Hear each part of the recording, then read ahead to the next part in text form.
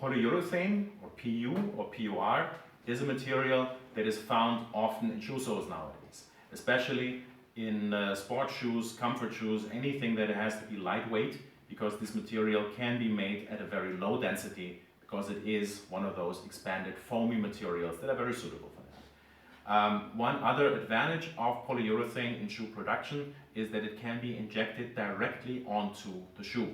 So no manual or very little manual labor is involved there.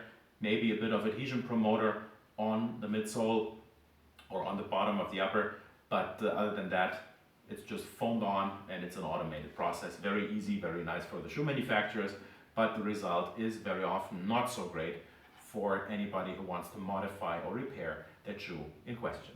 There's many different grades of polyurethane with different applications in mind. The thickness of the outer skin also plays a role. As I said, it's an expanded material with foam, open cell, water absorbent foam on the inside and an integral skin on the outside. If that skin is thick, it's a reasonably good protection for the foam on the inside. If it's a little thinner, once that skin is penetrated, the inside starts soaking up water and that starts the degeneration process.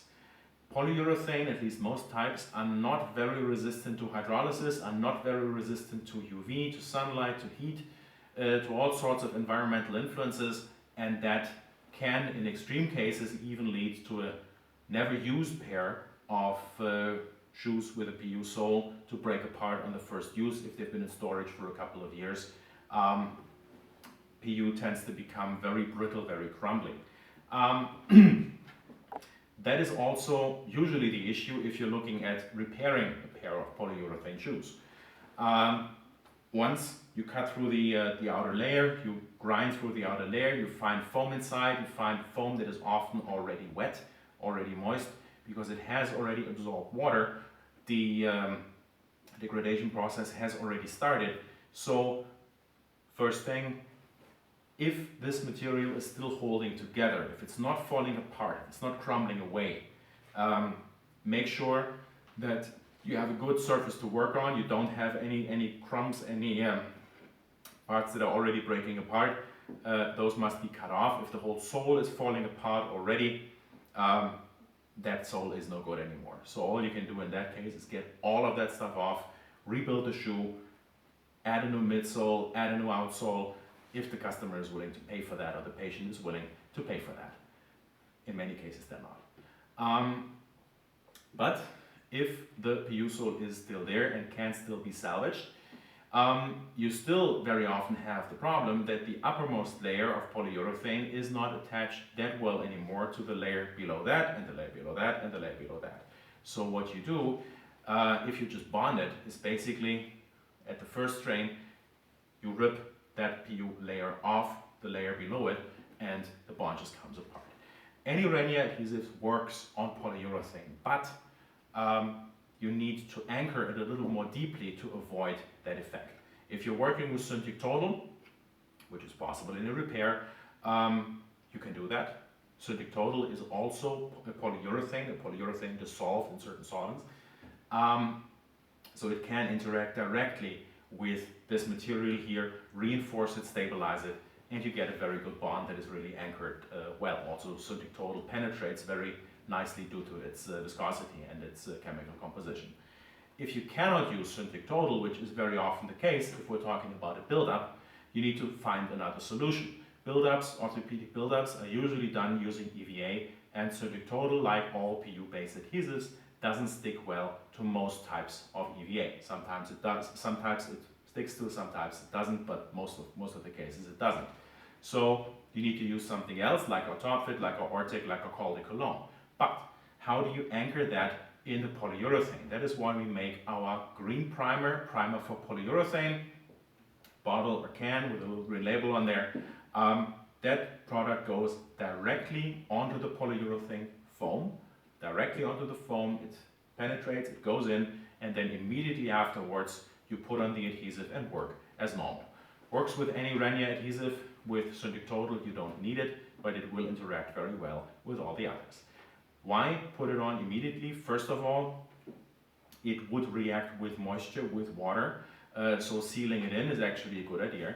And then it also, if it's still fresh, it doesn't only interact with the polyurethane, but it also bonds and interacts with the adhesive, so that gives you an even stronger bond. I already mentioned primer for polyurethane reacts with water, and unfortunately polyurethane absorbs water. So if you're dealing with a worn polyurethane shoe, it is highly likely that that sole is full of moisture. So how do you get that out? Grind it open, cut it open, depending on what you're doing, and then you can either use heat or just let it evaporate. Letting it evaporate takes a lot of time. Using heat can be detrimental to the rest of the material, to the rest of the shoe. So the easiest and most non-destructive method is to actually press the shoe, press the sole very, very carefully, very lightly with some absorbent paper, like tissue paper, like newspaper paper in the press, and then basically just push the water out. The water needs to come out before bonding, first of all, because you want to stop that degradation process that goes on in the PU foam if the water is still in there. And you also need to prevent it from reacting with the primer if you're using that. Even if you're not using primer, if you're using Syndic Total, the water needs to go, because what happens, PU can be compressed, water cannot be compressed. So once you finish your bond, you put it in the press, you press, and then the water pushes off the adhesive, pushes it off the surface, so it needs to go. Easiest method, as described, use your press with some paper, and that's that. Another interesting idea in handling polyurethane is to prevent this degradation from happening, or to actually slow it down a little bit on a repair job or on a build-up. You can do that by sealing the weak spots you just created. Once you cut through the outermost layer, once you cut through the integral skin, you expose the inside to the elements, especially to water. So in order to seal that again, you can use a bit of our Syndic Total around the edge, just coat that, cover that, and then this will protect it a little